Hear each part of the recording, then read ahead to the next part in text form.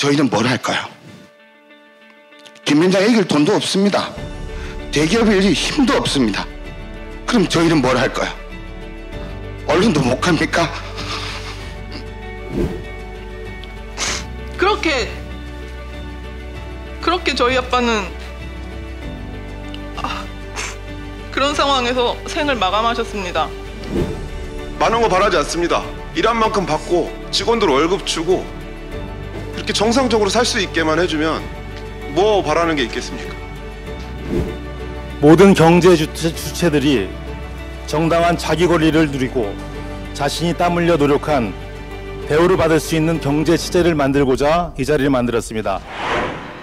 갑질 피해를 당해 삶이 파기되는 아픔을 겪으신 분들, 법과 제도에 호소해봤지만 피해를 구제받지 못하고 눈물 흘리신 분들이 많이 오셨습니다. 특히 문제를 제기하면 대기업과 거래가 끊어질까 봐, 또 일방적 계약 해지를 당해 매출이 없어진 상태가 알려지면 은행이 바로 대출금을 회수할까 봐 공개적으로 얘기도 못한 분들이 오늘 용기 내어 이 자리에 오셨습니다. 모두 큰 박수 한번 부탁드립니다. 일단 오늘 민생본부 출범식에 우리 김상조 위원장님 와주신 거 너무너무 감사드립니다. 사실 이런 야당에서 주최하는 행사에 이렇게 오시는 게 그렇게 쉽지만은 않은 자리일 거라는 생각이 드는데, 우리가 추구하고자 하는 정말 국민들 먹고 사는 문제 제대로 해결하고자 하는 그 방향과 가치의 뜻을 함께 하시는 걸로 제가 이해를 하겠습니다.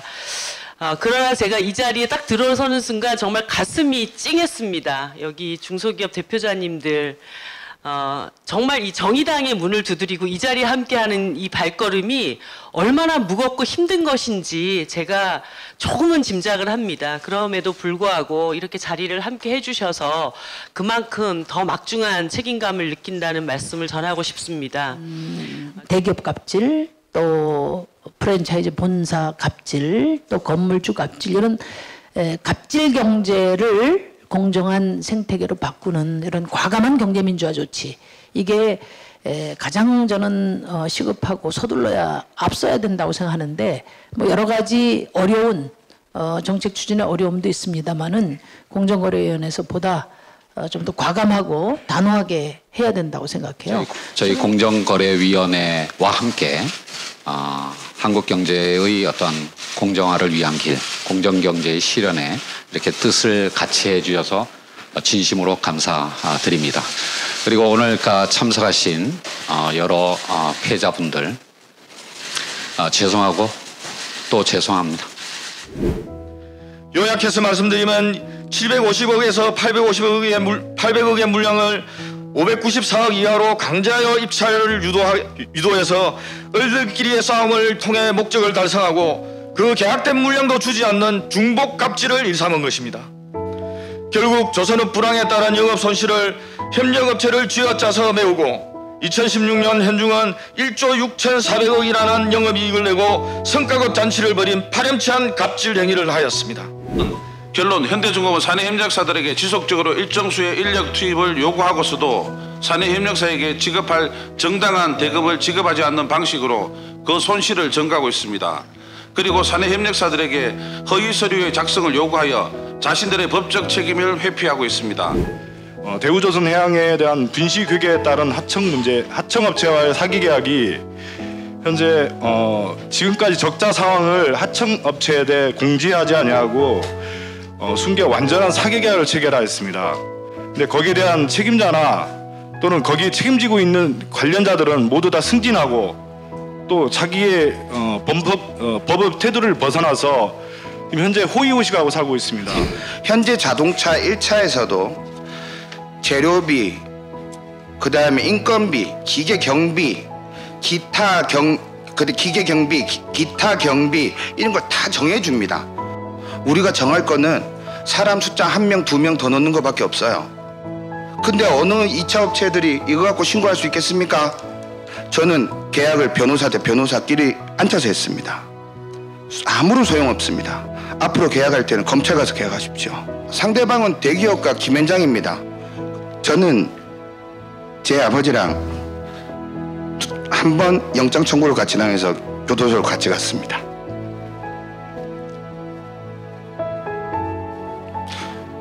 저는 범죄자가 아니라고 생각했습니다. 시간이 지날수록 지금 앉아있는 이 순간 저는 죄인이라는 생각이 듭니다. 부디 이 업체들이 많은 업체들이 오셨지만 혹시 법적으로 들어가지 않으셨다면 또 상대방이 크다면 법적으로 들어가지 마십시오. 그냥 부도나시고 스스로 살 길을 찾으십시오. 저는 앞으로 의심도 있고 있지만 너무너무 무섭습니다. 검찰에서 저한테 물었습니다. 신문에 제가 한 2번 나온 적이 있습니다. 왜 언론 플레이를 하십니까? 라고 합니다.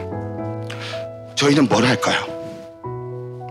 김 위원장 이길 돈도 없습니다. 대기업이 힘도 없습니다. 그럼 저희는 뭘 할까요? 언론도 못 갑니까? 이상입니다. 아빠는 현대기아자동차 2차 협력사 대표이사님이셨습니다. 명신의 갑질 속에 지속적인 적자에 시달리던 저희 아빠는 명신을 거래하면서 봐왔던 손실 부분에 대해서 손실보전금을 요청하셨습니다. 명신에서 돌연 이 어음을 피사치부도 처리했습니다. 그러던 중 더 어처구니 없는 소식을 접했어요. 저희 다른 업체에서 저희가 생산하던 제품을 똑같이 생산을 하고 있다는 소식을 접했습니다. 그 다음 날부터 명신 구매부장이라는 사람이 하루가 멀다 하고 저희 회사를 찾아왔어요. 몰래 제품을 이어나온 것도 모자라서 발행해줬던 어음도 전부 다 대여자금이랍니다. 그러니까 빨리 상환계획서에 도장을 찍어달래요. 저희 매출의 배 이상이 되는 1억 100이라는 금액을 매월 5개월 동안 나눠서 상환을 하라는 그런 상환계획서였는데요. 그러던 중 2018년 5월 27일 저희 아빠께서 회사 공터에 자동차를 세워두시고 그 안에서 목숨을 끊으셨습니다.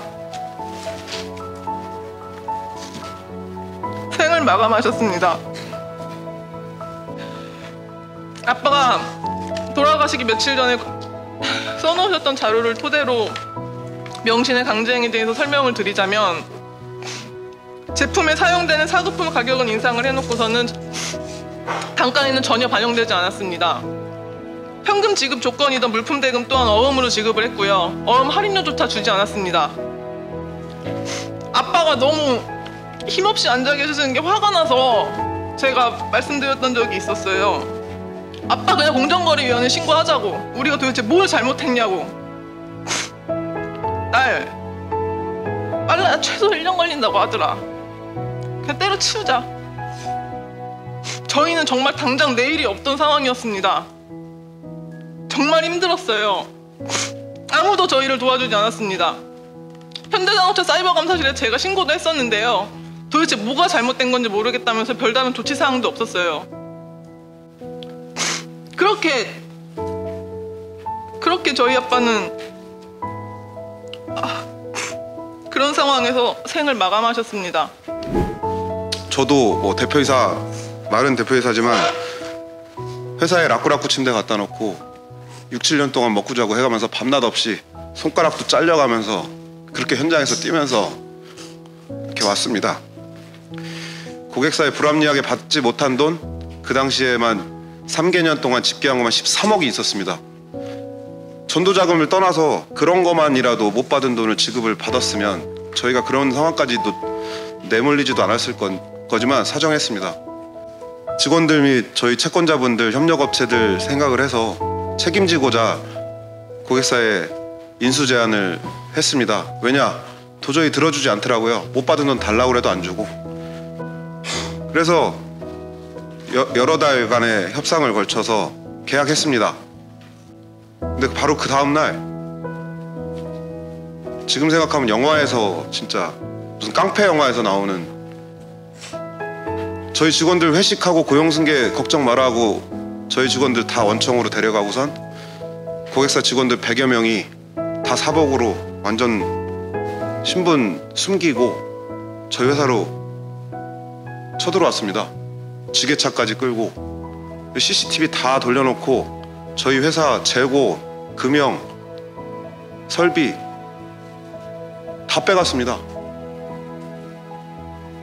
이게 어떻게 지금 현실에 이 무슨 쌍팔년대도 아니고 정말 2018년에 이런 일들이 정말 버젓이 자행되고 있는지 아직도 믿겨지지가 않습니다. 고객사에서 저희는 그렇게 당하고 문의를 계속 했지만 계속 계약대로 이행되고 있다, 기다려라, 이 소리만 하고 아무 알려주는 것도 없고 얘기도 없었고 기다렸습니다. 잔금기 지급기일이 30일이었는데 4월 30일이었는데 23일 날 갑자기 계약 해지 통보가 날라왔습니다.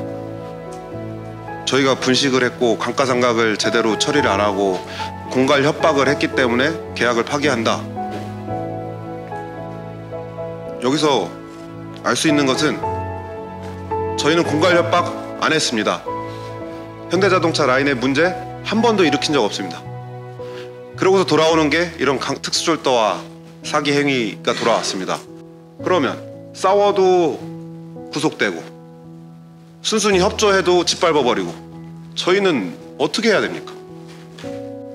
저희가 거래하는 고객사들, 중견기업들 매출 3조, 4조, 조원대 매출하는 업체들이지만 언론 겁 안 냅니다. 왜냐? 소비자랑 직접 상대 안 합니다. 현대차만 상대합니다. 회사에서 먹고 자고 하면서 일하느라고 결혼 늦게 해서 애기 지금 4살, 2살입니다. 옛날에는 애기들 얼굴 보면 힘내서 열심히 일해야겠다고 희망을 가지고 열심히 했는데 지금은 집에 가서 애기들 얼굴 보면 볼 수가 없습니다. 사실 SK텔레콤은 CS-코리아를 SK와 협업해서 성공한 사례로 홍보 책자까지 이제 발간해서 대대적으로 홍보를 해왔습니다. 근데 이제 갑자기 최순실 이제 국정농단 사태가 발생을 했습니다. SK가 무기한 일정 통보를 저한테 주면서 더 이상 사업 진행이 힘들다 라고 일방적으로 제가 계약 해지 통보를 받았습니다. 이제 그래도 저희 나라가 정권도 바뀌었고 공정위에서 상당히 많은 그 발표도 하셨고 공정에서 굉장히 좋은 지원책도 해주시는 것 같아서 저희 담당 이제 변호사님과 공정위 제소를 했었습니다. 이제 공정위에서는 이제 담당자분이 서면만 제출을 해라, 실제 나오지도 않고 자기들이 좀 처리하기 곤란하니까 중재위원회로 또 넘겼습니다. 공정위 산하에 중재위원회로. 근데 저는 사실 공정위 중재위원회가 정말 중재를 잘하는 기관을 생각했습니다. 사실은 다른 변호사님하고 같이 갔는데 그 변호사님 하신 말씀이 자기도 민사조정을 많이 해봤지만 공정위 중재가 이렇게 할 거면 왜 중재위원회를 하는지 이해가 안 간다고. 근데 공정위에서는 너무 아쉬운 게 저희를 좀 불러서 조사를 하든 내용을 살펴보든 민원의 내용을 보셔야 되는데 그 이후에 그냥 서면 하나 딸랑 보내면서 증거가 불충분하다, 법상 문제가 없는 것 같다, 그냥 차라리 미사를 가셔라 이런 식의. 그때 이후에는 사실 제가 더 이상 저희 나라의 정부기관에 기댈 곳은 없구나, 앞으로 대기업과 연관된 사업은 좀 피해 나가야 되겠다.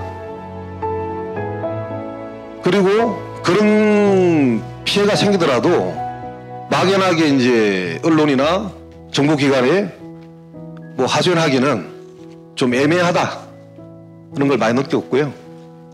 제가 결론적으로 말씀드리면 그 민원이 왔을 때 제발 한 번만이라도 민원 당사자를 만나서 서면이 아닌 맨투맨으로 뭔가 좀 만나서 좀 상담할 수 있는 기간을 좀 만들어 주셨으면 좋겠습니다. 사실 공정이나 중소기업 벤처기업부의 그 벽이 저희들 민원 입장에서는 상당히 높은 것 같아요. 그 절박함을 제가 어떻게 함께 이렇게 해결해야 될지 참 마음이 무겁습니다. 그리고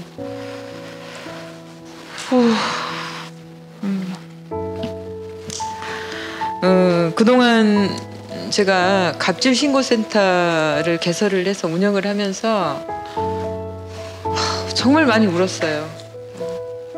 그런데 참 법과 제도는 멀고 그리고 우리 부처의 문턱은 너무 높다. 이제 간담회를 제가 여러 번 해보면 참 해결 방안들이 많아요. 많은데 왜 억울한 분들이 이렇게 많을까? 그 부분에서는 정말 모두가 국회도 우리 부처에서도 반성을 해야 된다. 다른 것보다 열심히 제가 하겠지만 여러분 손을 잡아드리고 정말 너무너무 절망의 순간에 여러분과 목소리를 나눌 수 있는 그런 의원이 되겠다는 약속을 꼭 드리겠습니다.